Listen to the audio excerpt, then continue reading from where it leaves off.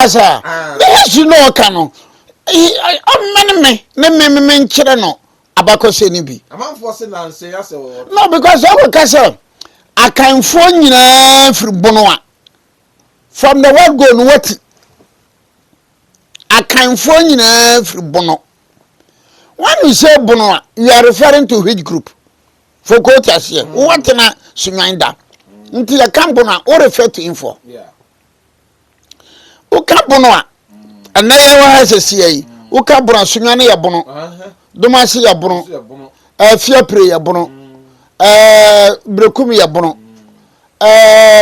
Mi sampa ya bono. Bana ya bono. Enti aka ko nyina o ka se akanfo nyina firi bono a. Won kan he. But you are a seasoned lawyer. Don't, with due respect, don't be so much interested in sabi. Abakosema woka NCC. So for a man for mutiemino, and you're not correct. And I'm repeating it. I don't know how some individuals say, yeah, bonofo bribo him pa bonofo asem. Ah, what are you talking? You can't back on say you can't back on some NCC was a bribo him pa bonofo asem. O do you mean cause I can phone you for bono? That be because bono no so. Obi aso baby free. Now onim Sabro manso na pesa o refer to bro manso no. Kase bia akanfo nyina afri bro manso. What I say? Akanfo nyina afri nwanchi. Akanfo nyina afri ofuman. I don't have any problem. Na makora wo. E bia no so fa ne say we wanchi ni de bono.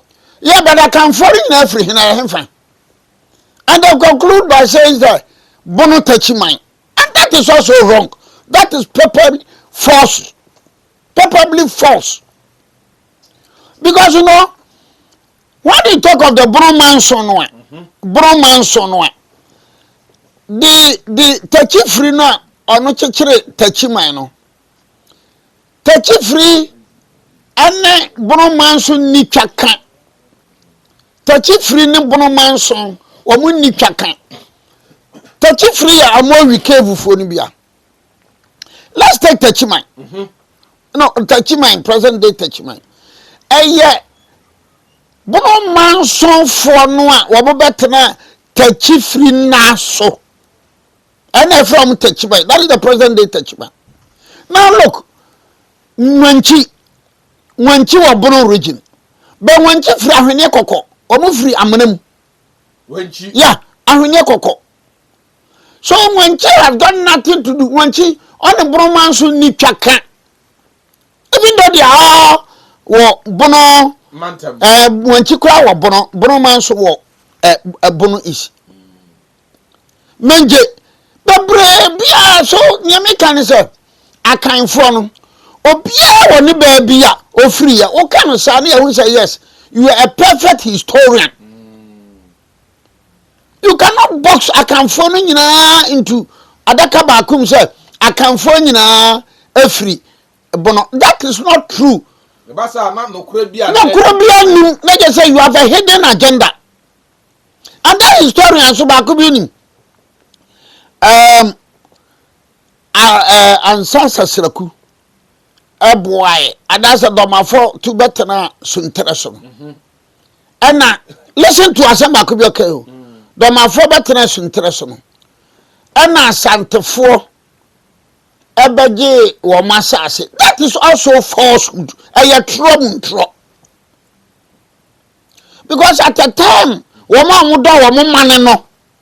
Wama muda wama mane. Na yefra wama doma. When they settled at Suntresono, there was no Asante. Na yem krom. What you say? Na yem krom Tafo Amakom Nyabosumwe, Antoine, Abu Abuja, Hermine, Joabe, Bekwai, Bonure, Mia Madame for Lawyer Boama, Crow, Abira. Crow. There was no Asante mine. And Ansasa could died in 1689. Ansasa could died in 1689. at the time of the death of ancestors Kuno, na santiman ni ho, na santiman maye, ni yanchichira santiman, na dina santiman no maye. That's a more confusion between a santiman and a quantity in Krum. It looks like the more hatred for the name Asante. It looks like one more tanibi Emma Asante. It looks like they have a hidden agenda Emma Asante. Ina be cut and paste. Wahun. Be tu twesi. Be cut and paste. Cut and paste. So ma mutie me nano. Aya muntie be. And then there's a TV stations be and FM stations be wo Ghana ha. Be so sanya ma no so. TV stations and FM stations be a be so sanya ma no so. What do you get from misleading uma asema enya nokore udi tro media houses no crowd e bia na wo mu nim ntia o awel be se benim na se benim kura mpo a na bepe hu a ebeboa wo mu se benim kura na bepe hu a ebeboa wo but you don't as I say uma wa sub ka frache yama ya dwene mu no kama na yehu se niam bi so dokore ka no ebam and no ohwani nyina wo mo package ya wo mo attention ya Asante. That is the way I see it. Wo mo package ya wo mo attention ya Asante. What you say? Because only ayi for ayi danchira na say danchira ba hene no osa na ba ye you know nchira fo bi bai ebinim free nchira in the Bono region wo mo baby nchira fo no be ka say basifo bi na betra danchira. That is right.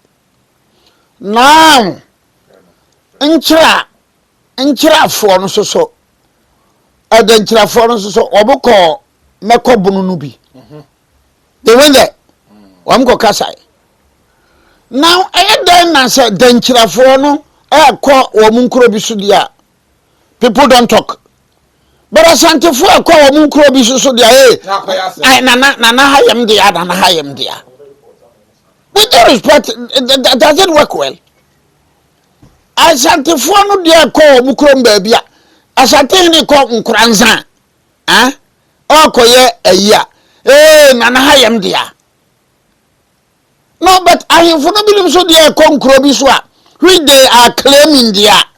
And the other day, the men can say, Nana Hayam dear. Actually, let me give you a typical example. Uko kabe bedi wata meka.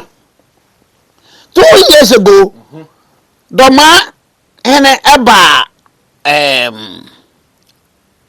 Boma eba ye. Boma is in a half region. Boma is in a half region. But Doma buy because Boma is in Nifa. Na baba ka na hayam dia na hayam dia no na doma dia o baboma no eno so nya na hayam dia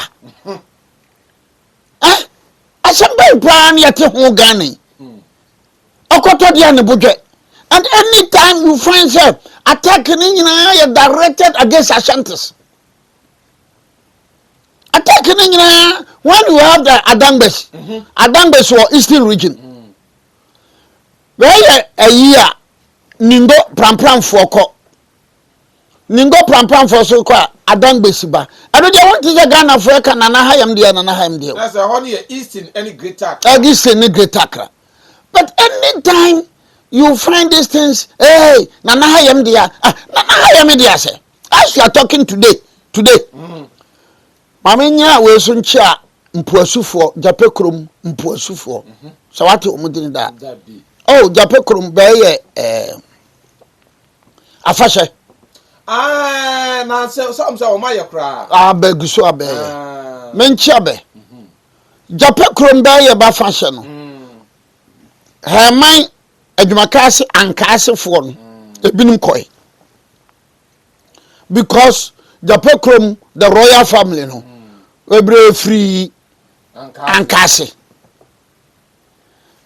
ebroi asamaba because eya Ashanti region kwa de ankase fo ekọ jape krom de ande nye ade nye jape krom he so tufu pa Sa Japan krom hene no nana mechia Japan krom hene nana mechia Japan krom fo pa and no se me wo akra nka mekọ wo mo afahye bi because they are the people that attacks ni bebre Japan krom brekum sampa banna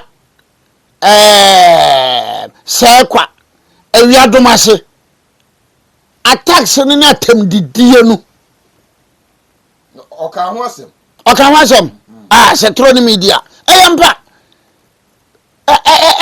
Japan krom ya Japan krom kwasi broni tina Japan krom kwasi broni around 1925 ne kwasi broni ti Japan krom ansa na kwasi broni akwatena sampa kwasi broni ti Japan krom ansa na kwasi broni akwatena sampa na nkro se kwa we nyina ne baba kwasi broni ne be hia wo Japan krom ana dia ba ne sei Japan krom kwa kana ba kwasema se Japan krom akoka sei o frankase ye mu ye musuefo mu ya bronsamfo.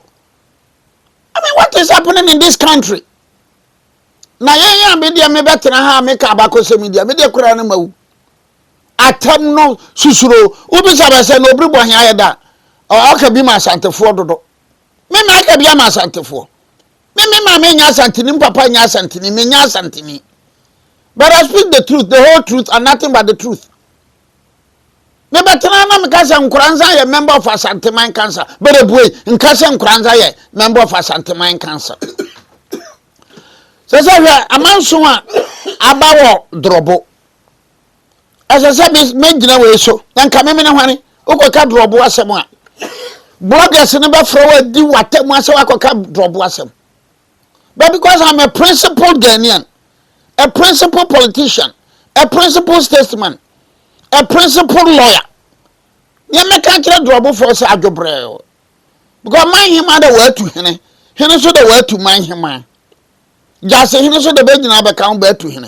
The only thing nyansani ba jumpa to say me obribo ahine make can say oh drobo for adwobre o mesramo munya na na bia and this I will use this forum na masre wanchi manhene because drobo no jama drobo no wo hwe wo mabakosem na for old drobo aba new drobo na ba yi drobo new na frim aba drobo no wanchi drobo eti mesre wanchi manhene minisha na anu ada wa aye ne na na yesra manjedu aye se se ne bebu akonta mapa na cho be gina fidie so apa na cho se na na mesro onua onananom ene drobo jani e wo ya ne mesro ne tumirika mensa da mensa yam tumirika anama suma mabenko fra be se he momra drobo manhene bra betanam benkum drobo manhema betanam nifa aye de menasem na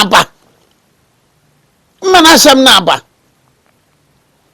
eti wanchi manhene mesro because me minima bakose me ka chose be ka drobo a oku anu a obepie wanchi drobo so na wanchi drobo so no na wanchi manhene o ho sei sramanjedu asefo ahwenye kokwa asefo be free fam ne baaye na ba ko de bowi ansa ba be free fam baaye ni bi ahemfie ye free sofo ase ye free adeshe na beti nkonya na baya miensa wo wanchi eti mesre wanchi manhene samisa damisa ya mepanacho o mse panyini ntie mante ben yaate aba so video ni ayina na mesre hema no so drobo hema ani drobo hene say be ya they should avoid the cameras no mon kan kokwam sir on kan patum sir no they should avoid the cameras because wo si wuntuma hata no nyina no afie se no yensin hata minim say we american blogger bi wo Germany baby odidi mata all of free drobo adanama enso drobo asema be minim say blogger no wa kan bi enso meka people who sit in front of their cameras and be shouting obribo ahino asem we be matima ka bi alaya fo no a mo no magi drobo ni Japan krom ntokwa agina mu no drobo asem be matima ka bi politicians na maye kunfu domfofo no mo MPP mo so a no mo di yamu binum hotro mo di yamu binum hotro politicians binum asofo binum aloyafo binum ma mo dem wo MPP so mu de emu binum ho toro asemu ya ba matima kabi enye me na mabetena fidie so a meka enye me na mebe pa twase o drobo mo ma nya adwobrew enye me na menya opportunity me ka se jape krom hene me da hose ya da wase. So you see the situation we na kwagma trom kontompo na braba and nsaniema we nyina fa kese na kwaso nyina nipa baje agina mbere nyina bebre ya ndisifo sabe kafrache bebre ya ndisifo omo the politics ewuram na ba di matemba be wa betra na wo kan nokre no a go and check. Look, me betra ha na me ka asem efa koti ene asiri ho asem abakosem asiri ene koti wo mu ni bunuma nso ni twaka. Then a university lecturer, Sunyani Technical University lecturer, oya fafrani a chira de wo Technical University Sunyani no. Anka abunu fo be ka abunu sa na ye ka Ghana abakosem akabinu. No was Sunday why no blogger. Na o kana se. Why no blogger? Because of NDC ni. And yes, a member of parliament. But is it fair? Is it fair? You live in a country, nkontomponi nabraba, mpemfo di tro, nkure di tro, amanyosam. No be akika ni petibom, be akika ni petibom, be akika ni petibom, be akika ni petibom. There is some ho kwan, no makika trainer bom, no me dey awene power. That's a tron right now. And that is the characteristics of the NDC. Enti mabakosema ene mede bae no. Ni mede moguo no se de baba okay, na afa yedom suko no. So say asamode kusasi ni mamprocedure no. And it's kusasi ni mamprosi issue no. Na no tumfo mediation committee no. Omo tena so. Ma say also the bibia benebi into the report koba president. Na ono ankasa atuna na say wakara chire wonum nyina. Tumfo committee no jinaya wasi na asemu a de wo mu bi ni se owie ye no na kisasifo obosi na mampusifo so ebosi obia se di asubie beba. Yeah, it was good. One, once again, Mr. Mekau atiefo want to say binum ka se Ghana problems in aya asante for want to say binum ka. But to be think as a Ghana problems in anya asante for. The problems in so bebre ba asante for in solve. Now so why do you blame the Ashantis? What in a michiri? The Kusasi Mamprusi case is a very delicate case. The bedo too fast. The bedo too fast because both fashions in Kusasi Mamprusi form nano abekoshia hon. Bebreji tum say for the first time one yenyina no yatena se yehyiase and wo lawyers no kora no so obensa etwa mfunyini. Yes. And actually for the first time we are say Saturday we aba enti yedotum fase but the implementation of the committee no eno ni asem no wahu akwabi na so all bolga de obeko na tanga no the recommendations mama nyina we so enna MPP for no na nado ene ba umia no mo maba wo mo yade da budu and dani one abudu and dani issue no ba ha no otumfo kaya wie no other recommendations no come president Akufo-Addo no he succeeded in implementing the recommendations. And the recommendations are quiet no odi so pepe enye se bia awagadre odi bi wure mo yi bi frim. You know, and look, for the sake of Ghana, for me come a Ghana for nyina so ate 18th December 2018 I spent the night me obribo me did dan wo yendi. Yeah. Because na me a lawyer ma abudufo. Nyekai. Na me san ye lawyer so apart from abudufo na me ye lawyer ma bolenana. Bolenana esan be ye mionana e no wuye no. May so recipes. Now adia me wiremfi abudufo mpanyimfo no da na abudufo so wiremfi me da ne se. Abudufo na wo mo musika wo mo bibidi Joshua Hamidu Vodina Joshua Hamidu Vodina Senior Malik ene Arumbis ana wabaya nanton na abudu so na won kan no ene Kumase no any decision bia na on person take bia no o mo involve me wom. And therefore 18 December 2018 na me call biendi no anajo no mene bolenana then bolenana who later became mionana mene no koshia ne mpemfo koshia anajo ye koshia and they told me say lawyer recommendations in nie and my answer was that recommendations in so abede bae no yentiase it wasn't a simple thing because you know for the Dagbon history no now for almost 300 years no abuduwa na ndaniaba abuduwa na ndaniaba but because of this arbitration and settlement no what happened was that they agreed in principle say enya andani they agreed in principle. Now the point I'm making is that going back to the Mampusi Kusasi one, it's a very delicate issue. And I'm yeah penny say ya danyamia say wamo ye no ya danyamia sorry sani ya wamo ye no nti ase ya adwuma but we accept the fact say enya easy because look at the comment of Cletus Avoka. So the comment of Cletus Avoka.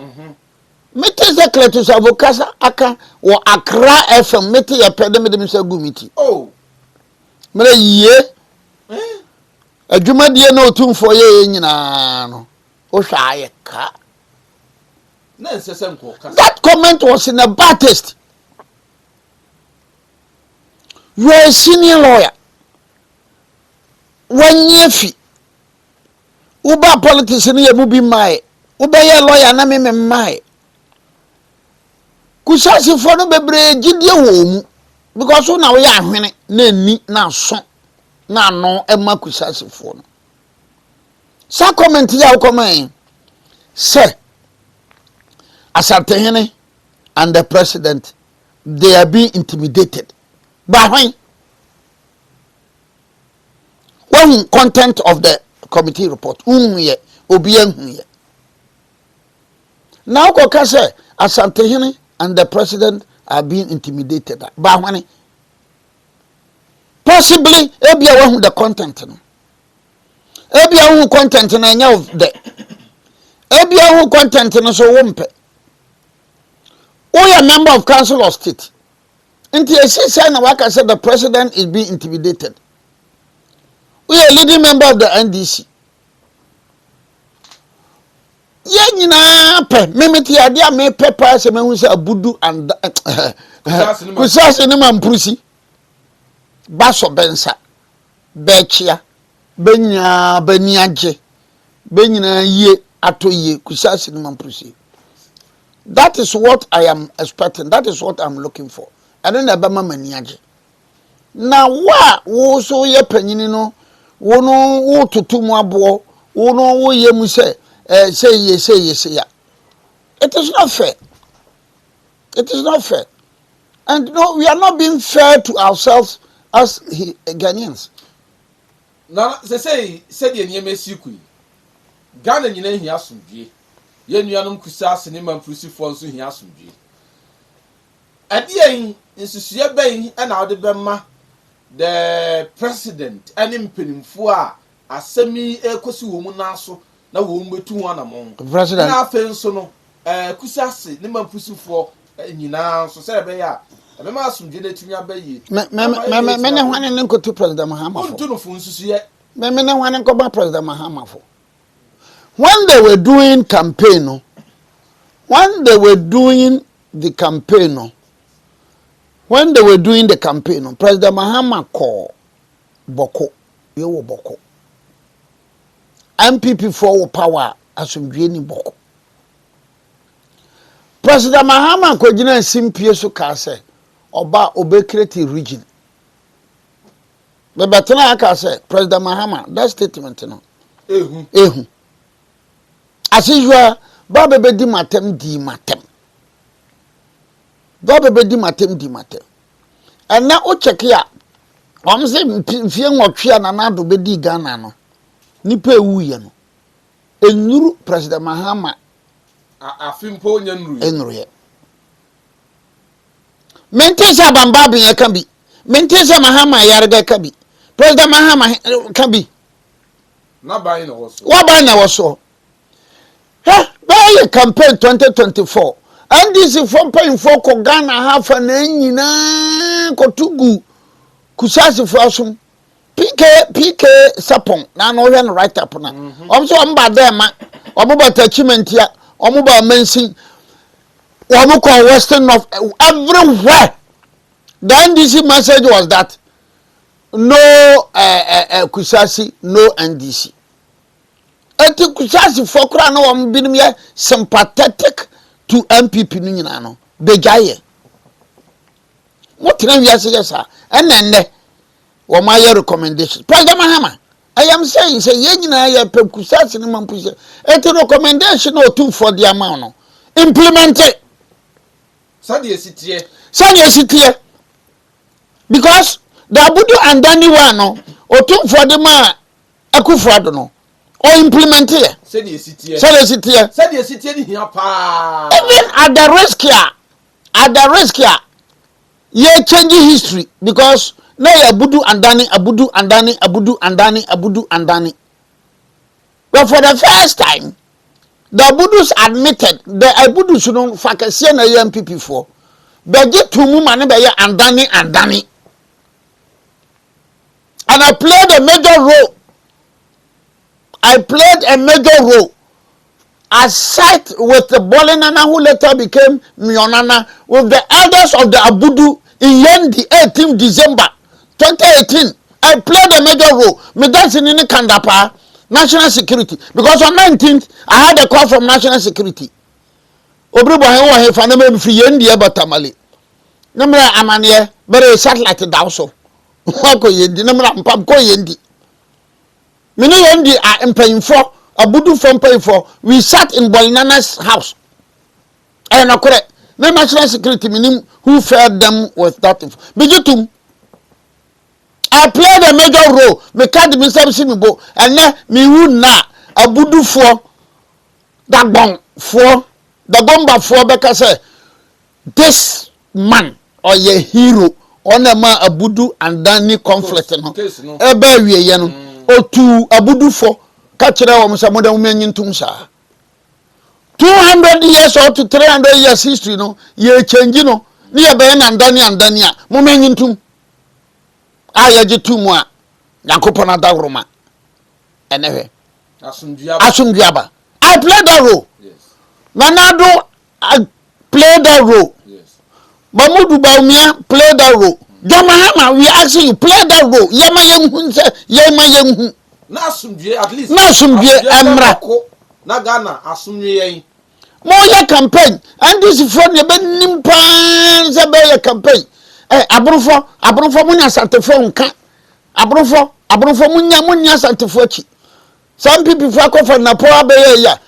People took me to the cleaners me obribwa. People took me to and the MPP campaign thing oban fam yanka ho no. Sana omunim se enkofo bi ase wa kire enkofo ba wa ma se me a kire enkofo bi people from info people who were holding political positions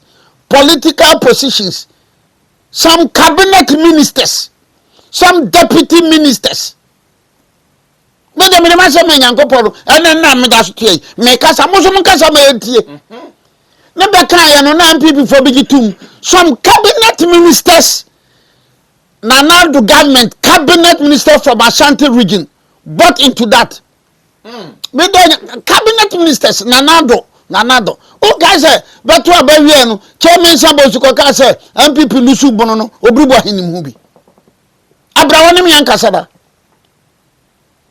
and that yet with due respect these are the people they say obribo ahen na no sorry no kama santifona dia cabinet ministers some in Bono region some in Ashanti region MPP people who are enjoying juicy positions then can this for crown na ketiampo and this for crown na ketia de po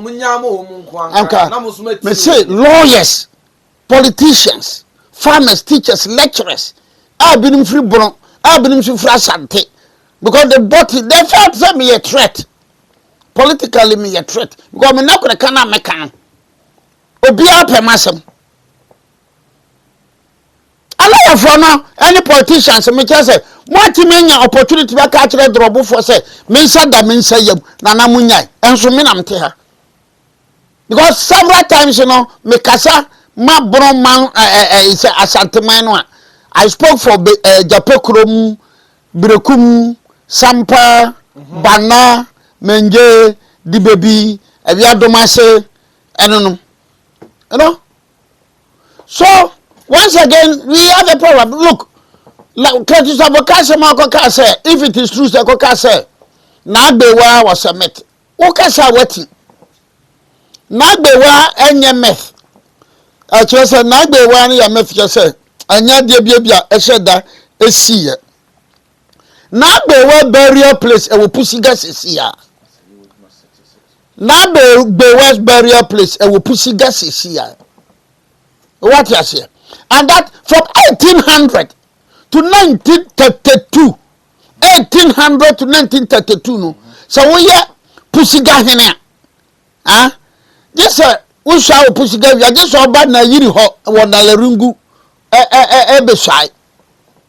It was in 1932 that then na yiri yes sadia meba ewo boko. Meba wo boko. Eti pusiga we are. I mean, these are hard facts. So, okay, say, Nagbewa ya meta. With due respect, woka say tie da gomba for. Woka say tie mamprusi for. Woka say tie mosi. Woka say tie na numba for. I mean, yes, me. Me chakratu savokai. And this fwe, John Mahame. Nsamuna mokatu kusasi for binu masum. Ama manfo. Yes, Behu Dr. Baumia. Bronsama wo wiase.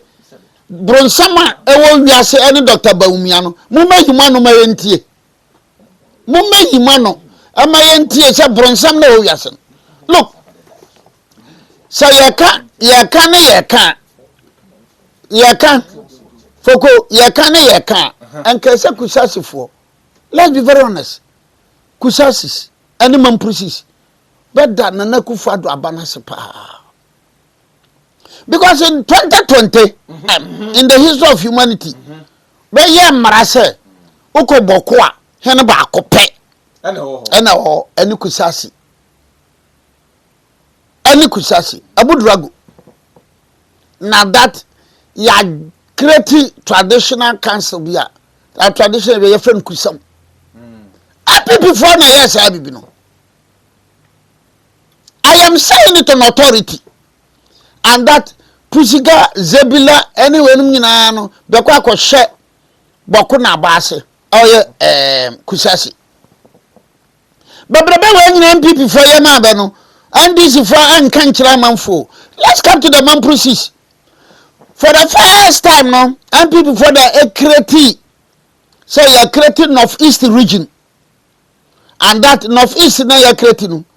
Whoever is the occupant of the Nairi school scanner, or no be president. All Northeast. Aba come for no more Northeast in Nina. So say omo bunkru yo no. So I come akura wajiatum. Yeah. We are far reaching ayibia MPP abade ya. Bebo akusase ni mamprusi for. Not just say enka MPP for so tribal politics and ka won betimi akyere wenum ama omanfo na tia se but no mo pese amade tribal. No, you see the MPP party no, you don't blame them. Every tete no bebe nya sepenu beka no. Benni tro sa. Tro no ye CPP. Dankwa buzia ana akọ dankwa hu no na akọ buzia hu no na akọ akufado hu no omo ya krachefo omo bobotais. Even at a time ya je fa hudie kura no CPP for ka say dankwa no buzia for bere be mpe fa hudie. And that has been the stock in trade of the CPP. That has been the stock in trade of the PMP. That has been the stock in trade of PNDC. That has been the stock in trade of NDC. Kikani patibom. Obribo ahia mamanfo kyerɛkyerɛ. Ne bo ahu sɛ biada ne da obribo ahia nipa bɔne. Ana kusase mampurusi no asɛm no aba no. And now you got him go command church. And the President Mahama, the ball is in your court now. President Mahama. Oh, someone who can't. Oh, your campaign, oh, your politics. Typical African politician, typical African intellectual. Or your campaign, or your politics. Tribal. We free her. Where you. Kwashe baba ye abonfo asante front okoni nyina 90% ya NDC fo 90% everybody ayi na do be gaza do na ngabi maye na ndi zaria ore jape kro ya asante mane ore sampa ya asante mane ore breku ya asante mane ore sekwa ya asante mane ore banda ya asante mane ore wiado waze ya asante mane obribo ahi oye busuani enso these are the hard facts. I challenge any lawyer, I challenge any politician, or the ukuta hard facts, or betumaka hard facts. Omra metena ha na me meka wo Ghana ha nyina. Na anu ameka say akwamu kwafo koto se yan oye ya botwe asini.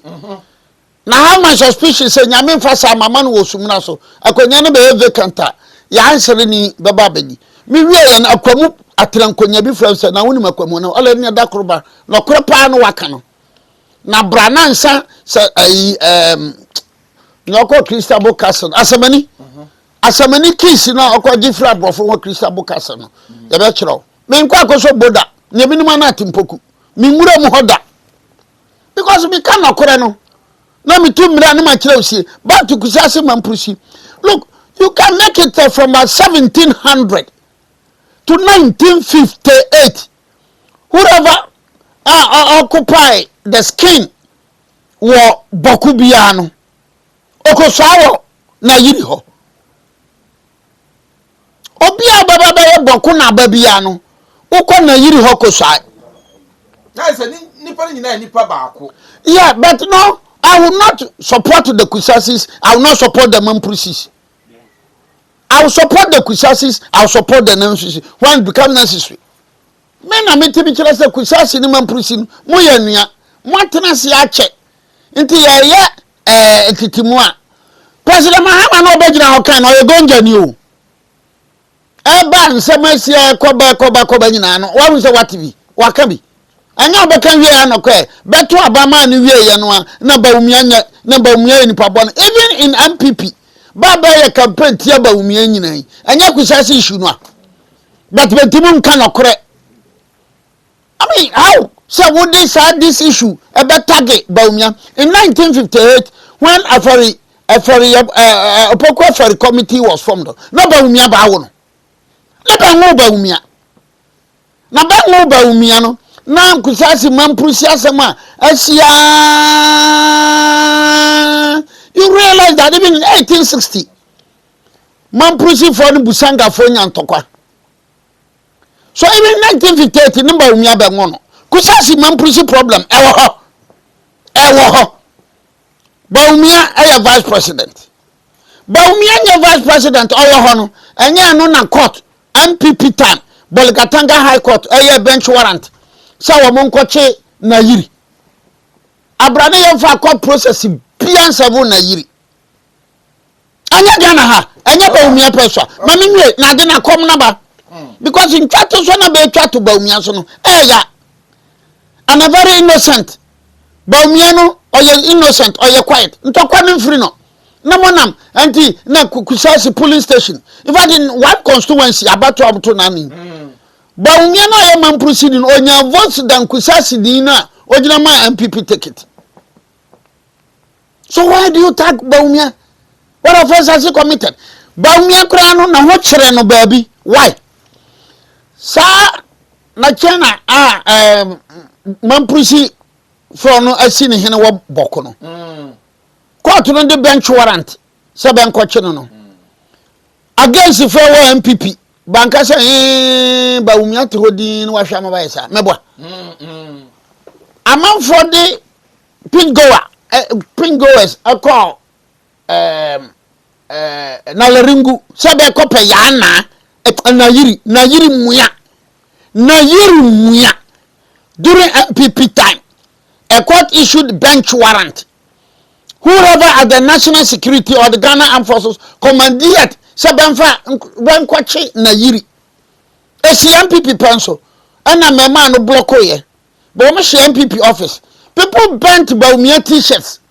In both Gambaga, Wale, Gambaga, and Elirungu. They burnt Bawumia t-shirts. So we are vice president. Na same way. Ah, na Bawumia okoha. Na mampusi for on winning your bed in atem. Okoha suswa. Na kusasi for bed in atem. Mwa monya mampusi munya kusasi for swa. Na musumo di Bawumia atem. What offense has he committed? What offense has Bawumia committed? So back to this Mampusi Kusasi thing, me say very, very delicate. Sir, and I'm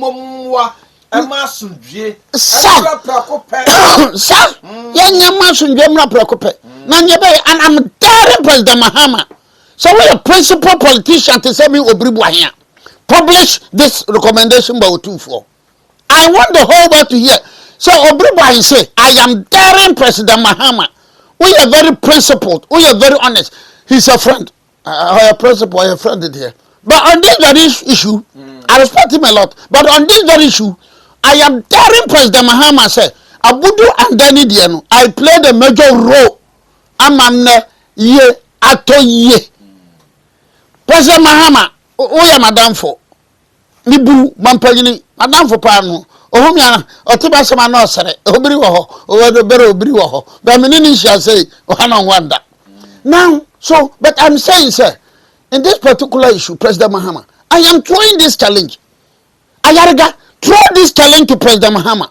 Abambabing, throw this challenge now to Parliament now. No preja wabeti say, court to Supreme Court Assembly Umfano. Throw this challenge, accept this challenge, throw it to President Mahama. So, Obriboy in the way of Bema, I played a major role, Nama Buduna and Dani, about for my neck. Asumdwe aba ama na da gomba fo nyina whatever they are be hyiamia why ade oyandani ni kura why ade and it will be difficult for President Mahama to do that. It will be difficult for Abambabin. It will be difficult for Haruna Idrisu. It will be Omaiga na asumdwe nti yen hwe se wo mu be ne sa bentim design to saboke obi intimidate President Mahama obi intimidate ascertain President Mahama is being intimidated by his own words. Okay. President Mahama needs someone okay na ehuna no like Macbeth. If you read Macbeth Macbeth okun ken ni wie no onam sum kura ale ye hwana be biaba. It is not easy. I am appealing to the Kusasis and the Mampusis. Among yourself, friend to solve your problem. So please, my brothers and my sisters, Kusasis and Mampusis, in the name of Allah, let's see what we can do to move this country forward. Yes. And this is for the country of Samoto Abama Bawumia, Oba, Obecha, Bakunaba, and Skementinum, Obecha Wem, Zebila, Pusiga obetwa ni nyina mu enne beba yi obeda no watwam ehwe there's no peace over there. A good number of African intellectuals and African politicians are dishonest.